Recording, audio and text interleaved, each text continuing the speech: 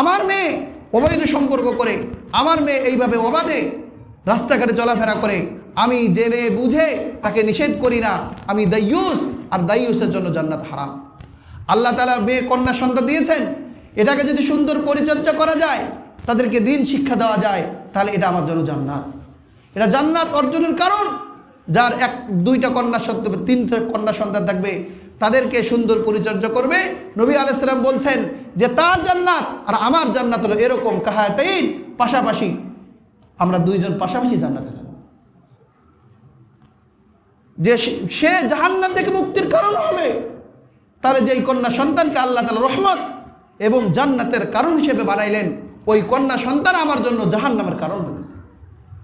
আজকে এই মুসলিম দেশে মেয়েরা রাস্তার মোড়ে প্রকাশ্যে সিগারেট খাবে, ওড়না ছাড়া, তারা পোশাকের স্বাধীনতা কামনা করে।